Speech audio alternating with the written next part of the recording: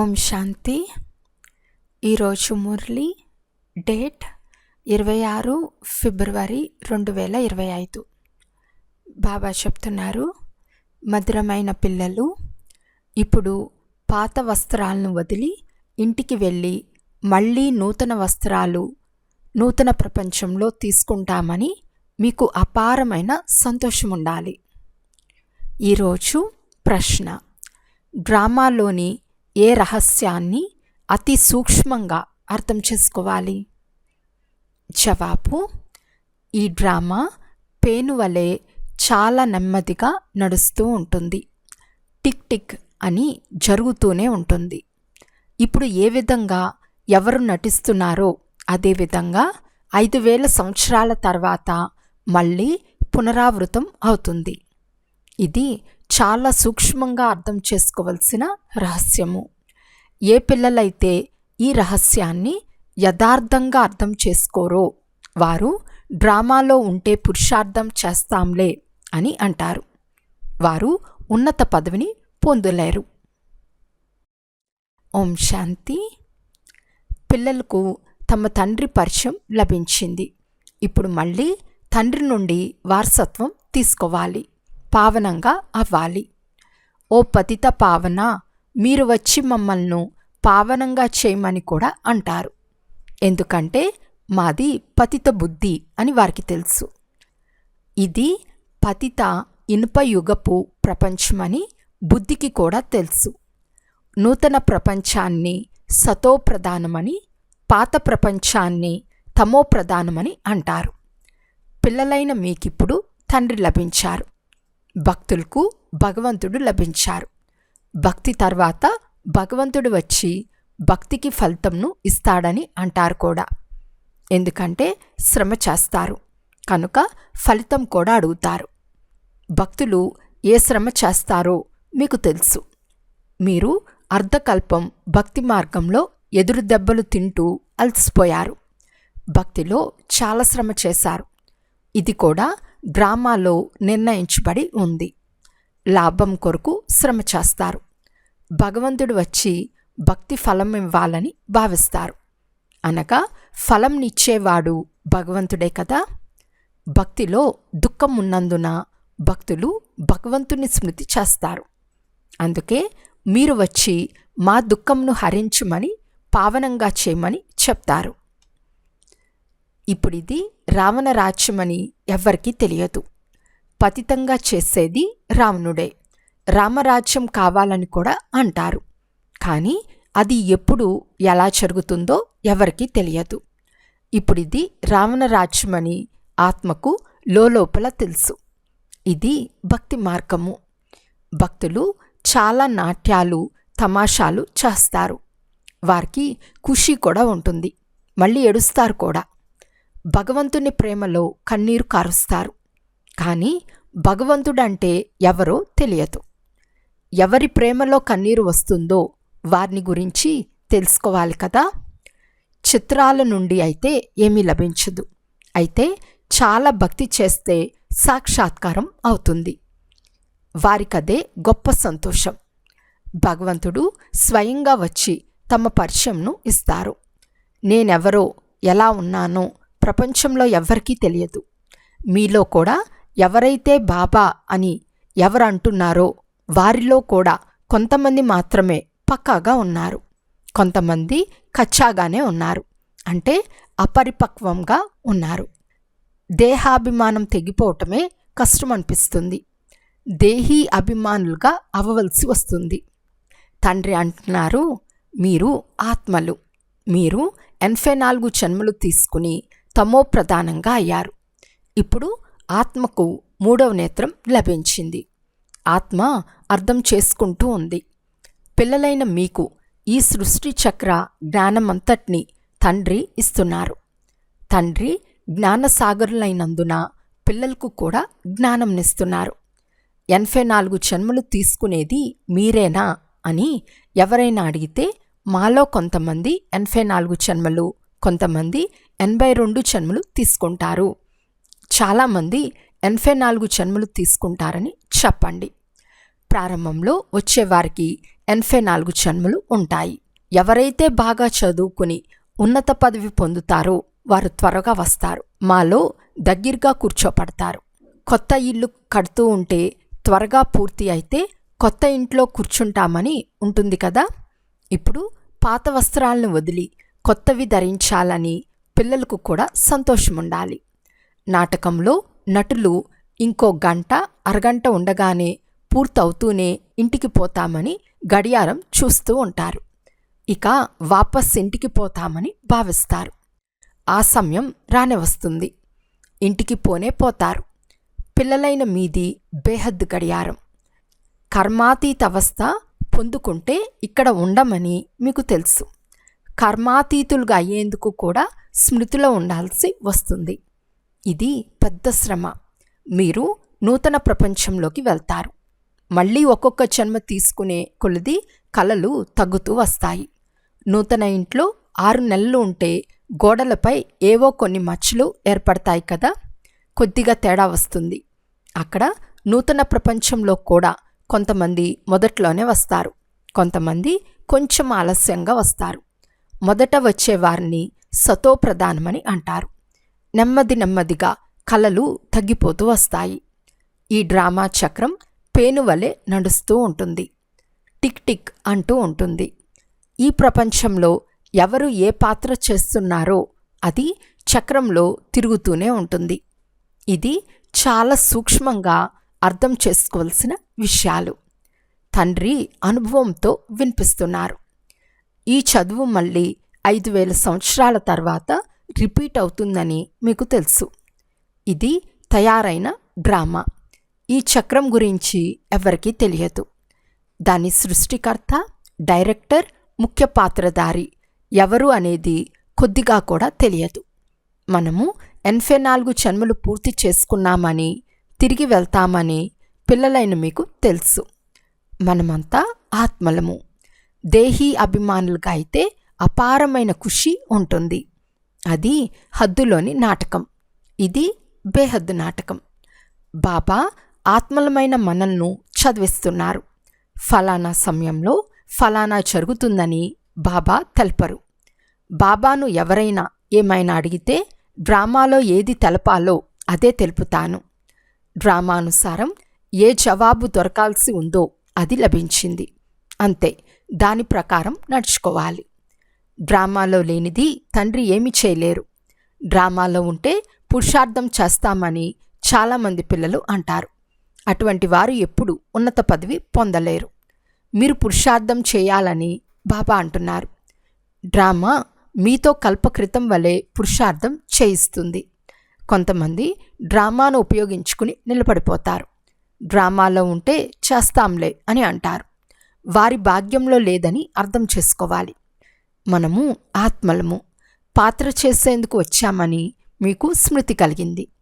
ఆత్మ కూడా అవినాశియే, పాత్ర కూడా అవినాశియే. ఆత్మ కూడా అవినాశియే, పాత్ర కూడా అవినాశియే. 84 జన్మల పాత్ర ఆత్మలో నిశ్చయింపబడింది. మళ్ళీ అదే పాత్ర చేస్తారు. దీన్ని ప్రాకృతికం అని అంటారు. ప్రకృతిలో జరుగుదాన్ని ఇంకా ఏమని వివరించాలి? ముఖ్యమైన విషయం, తప్పనిసరిగా పవిత్రమవ్వాలి. ఇదే చింత ఉండాలి. కర్మలు చేస్తూ తండ్రి స్మృతిలో ఉండాలి. మీరు ఒక్క ప్రియుని ప్రేయస్సులు కదా, ఒక్క ప్రియుణ్ణి ప్రేయస్సులంతా స్మృతి చేస్తారు. ఆ ప్రియుడు అంటున్నాడు, ఇప్పుడు నన్ను స్మృతి చేయండి. నేను మిమ్మల్ని పావనంగా చేసేందుకు వచ్చాను. మీరు నన్ను పతిత పావనులని అంటారు. మళ్ళీ నన్ను మర్చిపోయి గంగను పతిత పావని అని ఎందుకు అంటారు? ఇప్పుడు మీరు అర్థం చేసుకున్నారు కాబట్టి అవన్నీ వదిలేశారు. ఆ తండ్రే పతిత పావనులని మీరు అర్థం చేసుకున్నారు. ఇప్పుడు కృష్ణుణ్ణి పతిత పావనిగా భావించి ఎప్పుడూ స్మృతి చేయరు. కానీ భగవంతుడు ఎలా వస్తారో ఎవరికీ తెలియదు. సత్యుగంలో ఉన్న కృష్ణుని ఆత్మ అనేక రూపాలను ధరిస్తూ ధరిస్తూ ఇప్పుడు తమో ప్రధానం అయిపోయింది. ఇప్పుడు మళ్ళీ సతో ప్రధానంగా అవుతుంది. శాస్త్రాల్లో ఈ తప్పు రాసేశారు. ఈ తప్పు జరిగినప్పుడే నేను వచ్చి తప్పు లేకుండా చేస్తాను కదా. ఈ తప్పులు కూడా డ్రామాలో ఉన్నాయి, మళ్ళీ జరుగుతాయి. ఇవి మీకు అర్థం చేయించాను. శివ భగవాను వాచ. భగవంతుడని ఆ శివుణ్ణే అంటారు. భగవంతుడు ఒక్కడే. భక్తులందరికీ ఫలంనిచ్చేది ఒకే ఒక భగవంతుడు. వారిని ఎవ్వరూ తెలుసుకోలేరు. ఓ గాడ్ ఫాదర్ అని ఆత్మ అంటుంది. లౌకిక తండ్రి ఇక్కడ ఉన్న ఆ తండ్రిని స్మృతి చేస్తారు. అందువలన ఆత్మకు ఇద్దరు తండ్రులు ఉన్నారు. భక్తి మార్గంలో ఆ తండ్రిని స్మృతి చేస్తూ ఉంటారు. ఆత్మ ఉండనే ఉంది. ఆత్మలన్నిటికీ తమ తమ పాత్రలు లభించాయి. ఒక్క శరీరాన్ని వదిలి మరొకటి తీసుకుని పాత్ర చేయాల్సి వస్తుంది. ఈ విషయాలన్నీ ఆ తండ్రే అర్థం చేయిస్తారు. మనం ఇక్కడకు పాత్ర చేసేందుకు వచ్చామని కూడా అంటారు. ఇది ఒక నాటక రంగం.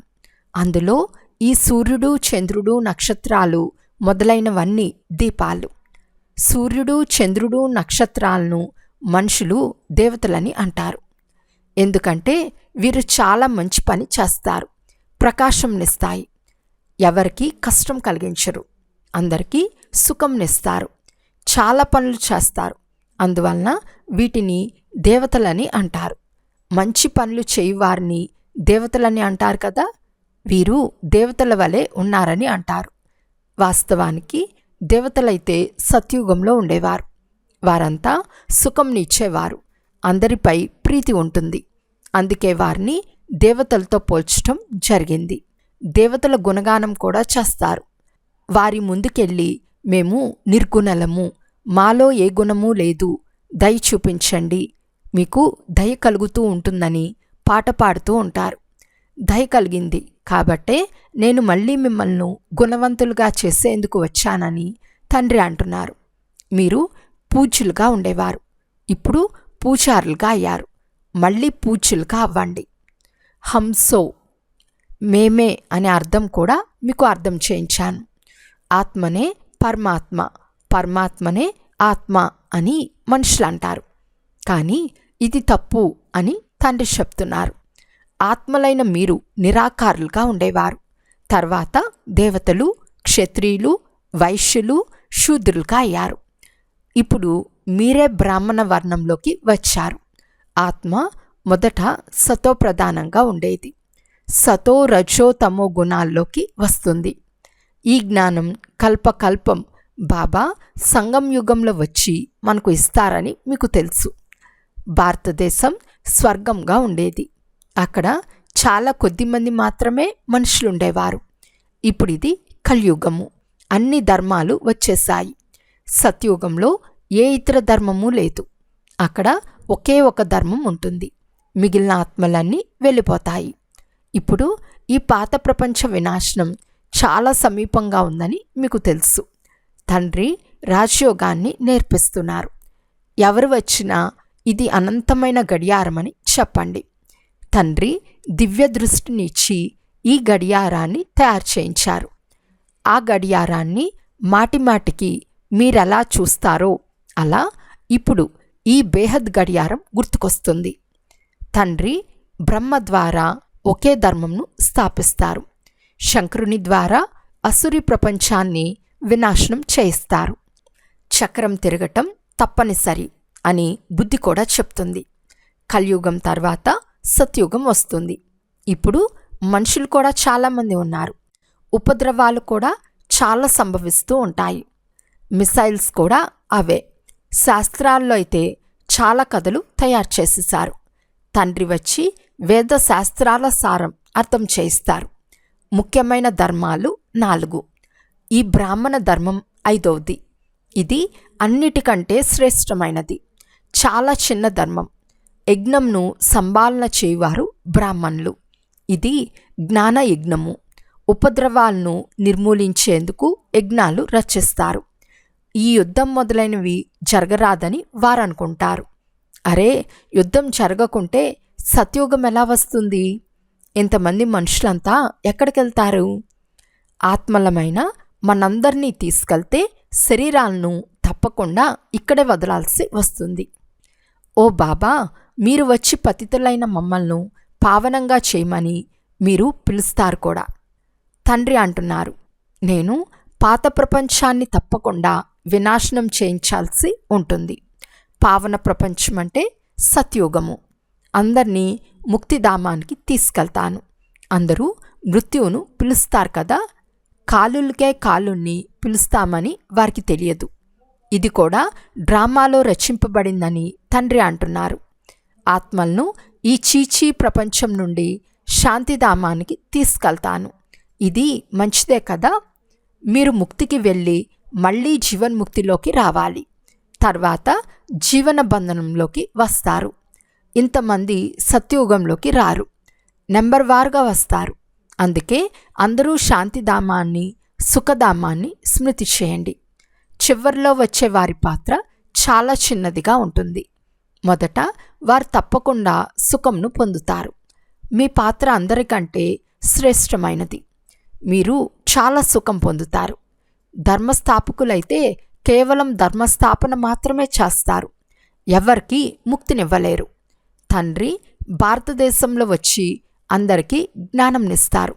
అందరికీ పతిత పావనులు వారొక్కరే. అందరికీ ముక్తినిస్తారు. ఇతర ధర్మస్థాపకులెవ్వరూ సద్గతిని ఇచ్చేందుకు రారు.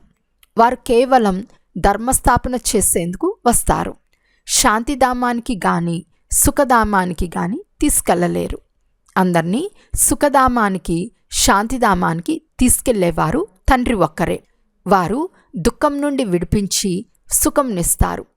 తీర్థస్థానాలు కూడా వారివే. మనుషులు అర్థం చేసుకోరు.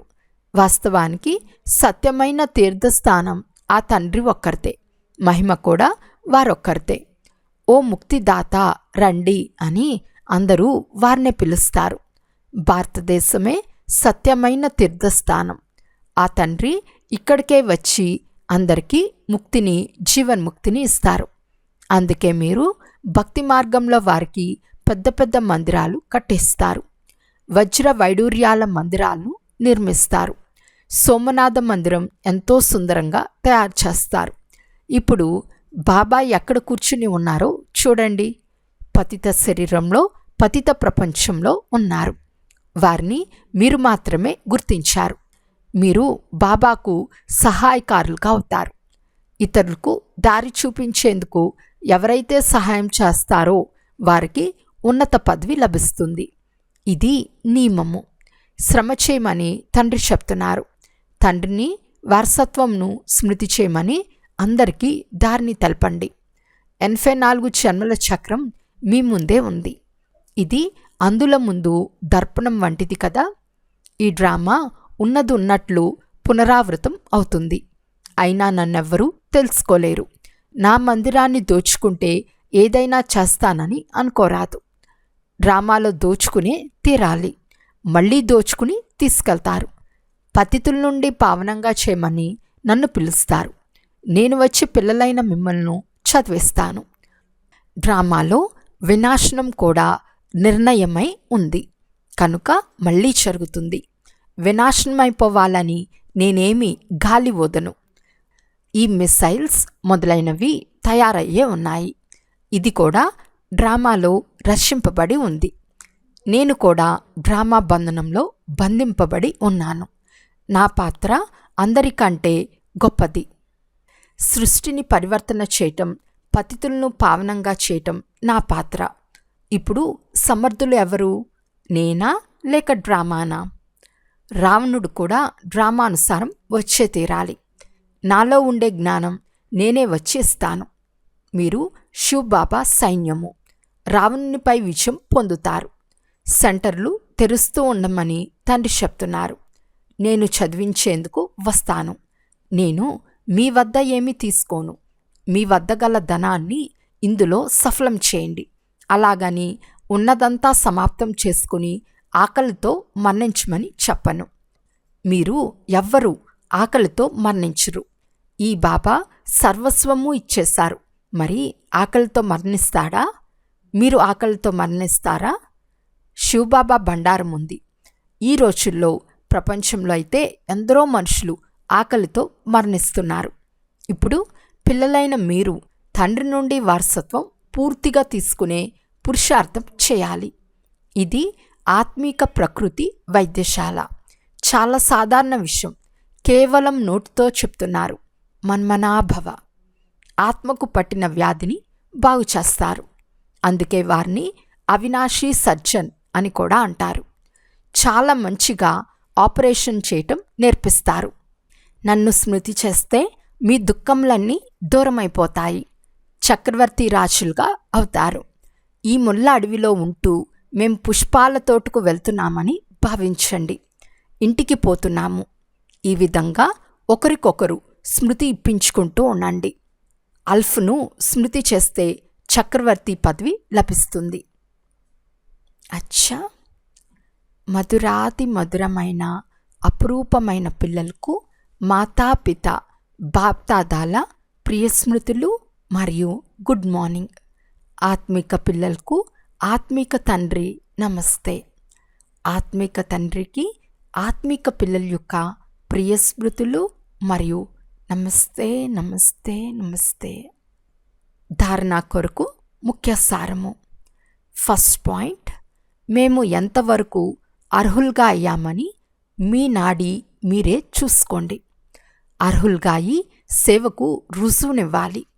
జ్ఞాన పరాకాష్ఠతో బంధనముక్తులుగా అవ్వాలి. సెకండ్ పాయింట్, ఒక్క తండ్రి మతంను అనుసరిస్తూ ఆంతరికంలోని అవగుణాలను తొలగించుకోవాలి.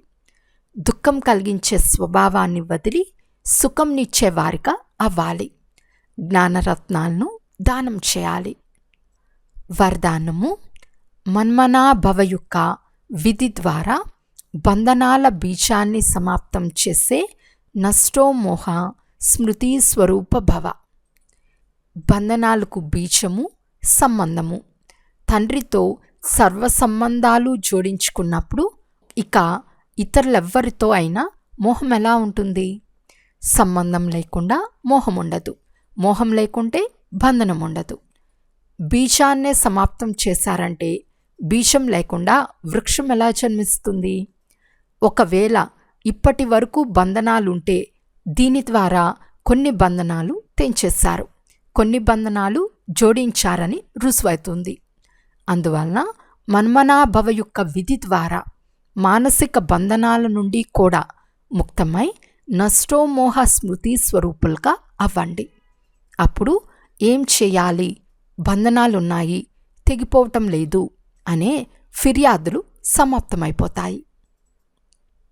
స్లోగన్. బ్రాహ్మణ జీవితానికి శ్వాస ఉమ్మంగ ఉత్సాహాలు. అందువలన ఎటువంటి పరిస్థితిలో కూడా ఉమ్మంగ ఉత్సాహాల ప్రెషర్ తగ్గిపోరాదు. అవ్యక్త సూచన. ఏకాంత ప్రియులుగా అవ్వండి. ఏకాంతము మరియు ఏకాగ్రతను సొంతం చేసుకోండి. ఎంతెంత సేవ యొక్క అలజడిలోకి వస్తారో అంత పూర్తి అండర్ గ్రౌండ్లోకి వెళ్ళిపోండి.